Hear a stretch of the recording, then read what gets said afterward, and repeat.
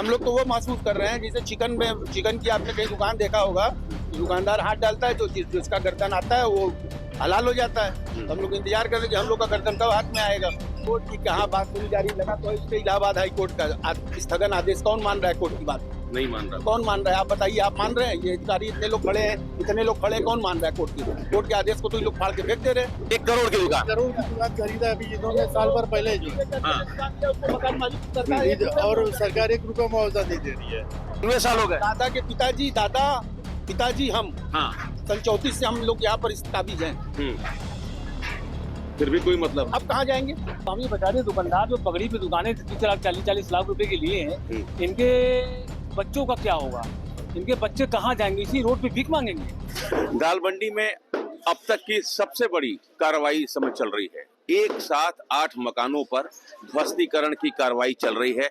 सामने देखिए आप, ये एक साथ 8 मकानों पर ये ध्वस्तीकरण की कार्रवाई चल रही है। दाल मंडी की ये सबसे बड़ी कार्रवाई है। सर, ये जो कार्रवाई है अब तक की सबसे बड़ी कार्रवाई है, कब से शुरू हुई, कितने मकान हैं? आज ध्वस्तीकरण की कार्रवाई लगातार चल रही है। 8 भवन चिन्हित हैं और सभी पे कार्रवाई लगातार चल रही है। सुबह से कार्रवाई चल रही है और देर शाम तक चलेगी। पर्याप्त पुलिस बल लगाया गया है। 400 से अधिक संख्या में पुलिस बल है, पीएससी, पैरामिलिट्री और साथ साथ में जो हमारी कई थानों की लोकल पुलिस है। ड्रोन से मॉनिटरिंग की जा रही है। नई सड़क से भी ध्वस्तीकरण कार्य चल रहा है, तो वहाँ पे क्योंकि ट्रैफिक का काफी प्रेशर है, ट्रैफिक पुलिस भी ट्रैफिक को मैनेज कर रही है, तो पर्याप्त व्यवस्था की गई है और लगातार ध्वस्तीकरण चल रहा है। जी, तो ये आज 8 मकान अगर टूट जाते हैं, आप कह रहे हैं कि शाम तक हम पूरा कर लेंगे, तो कुल कितने मकान अब तक टूट चुके हैं?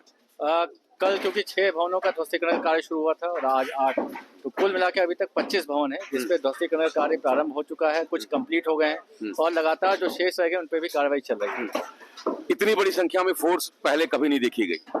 अब जैसे जैसे ध्वस्तीकरण का कार्य आगे बढ़ेगा और रिक्वायरमेंट रहेगी, उस हिसाब से फोर्स का डिप्लॉयमेंट किया जाता है। क्योंकि आज सबसे ज्यादा भवन थे, तो इसलिए उस हिसाब से फोर्स का भी डिप्लॉयमेंट किया गया है। शनिवार को मुख्यमंत्री जी की प्रेस कॉन्फ्रेंस हुई, उसके बाद से लगातार हम देख रहे हैं कि ये तेजी से प्रक्रिया आगे बढ़ रही है। अभी इसमें क्योंकि पहले से ही तेजी लाने का निर्देश है और मिड फरवरी तक, जैसा कि संबंधित विभाग के द्वारा बताया गया है कि रजिस्ट्री का कार्य पूरा होना है और उसके बाद ध्वस्तीकरण की भी साथ साथ में तेजी के साथ इसमें कार्रवाई करनी है। तो ये लगातार तेजी के साथ अब बढ़ता ही रहेगा। मणिकर्णिका मामले में 8 लोगों पर मुकदमा हुआ और कई तरीके से आप जांच कर रहे हैं टीम बना के। उसमें एक जांच ये भी है कि क्या कोई इसमें साजिश तो नहीं थी, उससे कुछ जुड़ा हुआ कोई मामला है क्या? कि अब दाल मंडी प्रोजेक्ट, चूंकि मुख्यमंत्री जी ने भी जिक्र किया था, दोनों अपनी तरीके से चल रहे हैं। उसमें भी कई तरीके का CDR एनालिसिस सारी चीज़ें चल रही हैं, उसका भी देखा जा रहा है। कोई डिफरेंट पहलुओं से उसमें विवेचना की जा रही है और यह कार्य जो है, ये तो वैसे भी अब ध्वस्तीकरण कार्य तेजी के साथ होना है, तो दोनों को देखा जा रहा है और कोई भी अगर ऐसा लिंक मिलता है तो उसके अनुसार कार्रवाई की जाएगी। जी, तो ये देखिए, एक साथ 8 भवनों पर कार्रवाई चल रही है। मणिकर्णिका की ये अब तक की सबसे बड़ी कार्रवाई, दाल मंडी की ये अब तक की सबसे बड़ी कार्रवाई है। 25 भवन और मकान में तोड़फोड़ की प्रक्रिया चल रही है, कई कंप्लीट हो चुकी है। यानी ये 8 जो भवन जिस पर हथौड़ा चल रहा है, हैमर और ड्रिल मशीन से जिसको तोड़ा जा रहा है, ये अगर टूट जाते हैं तो कुल 25 भवनों पर ये कार्रवाई पूरी हो जाएगी। हम कोशिश करते हैं कि हाँ सर, आप तो लोकल ही है ना? जी हाँ। तो आज हम देख रहे हैं कल 6 मकान और आज 8 मकान, इतनी तेजी क्यों है? इतनी तेजी अब ये तो अधिकारी बताएंगे ना। हाँ, ये तो अधिकारी बताएंगे कि हम कहाँ से बताएंगे। हम लोग तो वो महसूस कर रहे हैं जैसे चिकन की आपने कहीं दुकान देखा होगा, तो दुकानदार हाथ डालता है, जो जिसका गर्दन आता है वो हलाल हो जाता है। तो हम लोग इंतजार कर रहे हैं कि हम लोग का गर्दन कब हाथ में आएगा। जिस दिन आएगा उस दिन हम लोग भी हलाल होंगे। मतलब कोई और आप लोग कोर्ट से भी तो लड़ाई लड़ रहे हैं। कोर्ट की कहाँ बात सुनी जा रही, लगा तो इस पे इलाहाबाद हाई कोर्ट का स्थगन आदेश कौन मान रहा है? कोर्ट की बात नहीं मान रहा। कौन मान रहा है? आप बताइए, आप मान रहे हैं? ये अधिकारी इतने लोग खड़े हैं, कौन मान रहा है? कोर्ट के आदेश को तो ये लोग फाड़ के फेंक दे रहे। हम आप करेंगे तो कोर्ट आप कंटेम हो जाएगा, जेल चले जाएंगे।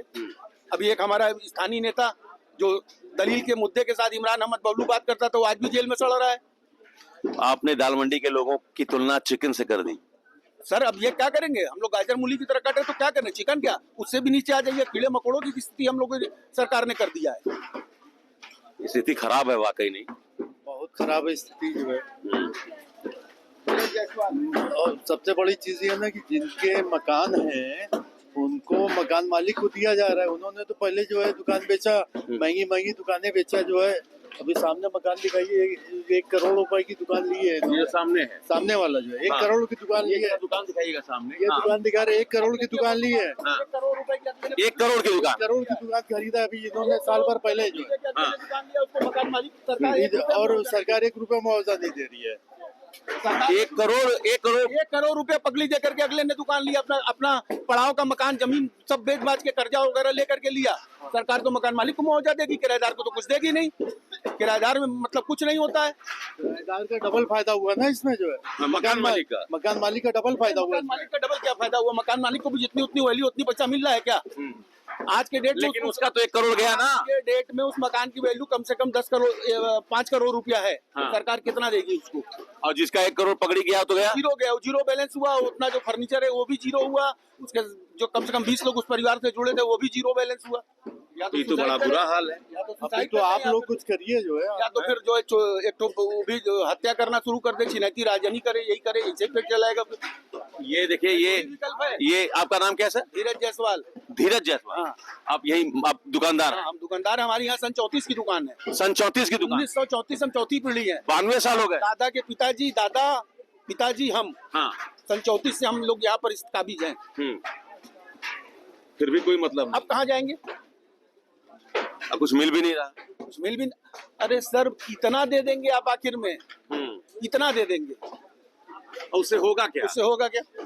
दुकान के बदले दुकान तो मान ही नहीं रहे। नहीं रहे। नहीं मान नहीं तो देना चाहिए इनको। हाँ। ये गनिया बाग जो है हाँ। ये किसी की निजी संपत्ति नहीं ना है, नहीं। सरकारी संपत्ति। हाँ। और सरकारी संपत्ति किसकी होती है?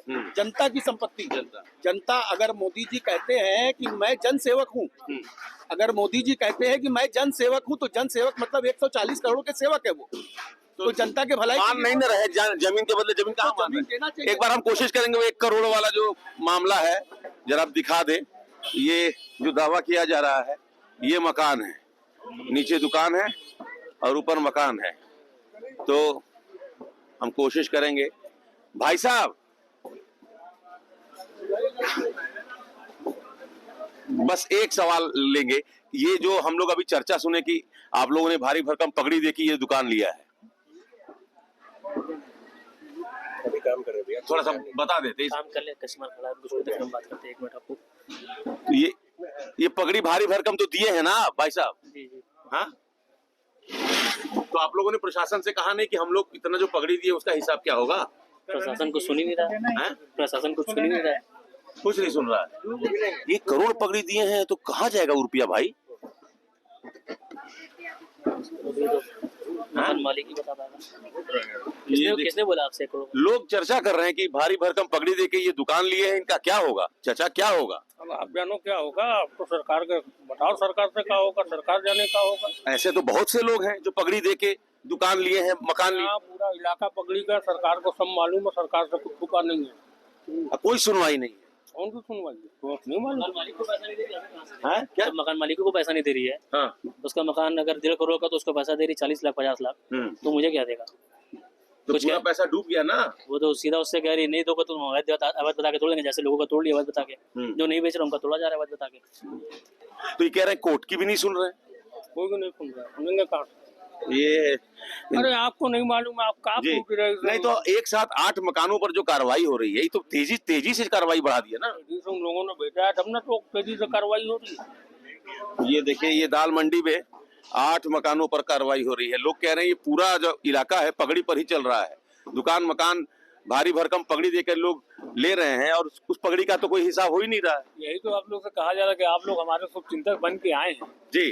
इस इलाके के अंदर देखने के लिए। जो बेचारे दुकानदार हैं, हाँ। इनका क्या होगा? सरकार ने भी अभी कुछ दिन पहले सुना कि डीएम लोगों ने कहा कि यहाँ आप लोग के बारे में भी सोचा जा रहा है। जी। जैसे कि हमने अफवाह सुना कि 10 लाख 5 लाख रुपए आप हाँ, लोग को जो दिया जाएगा। हाँ।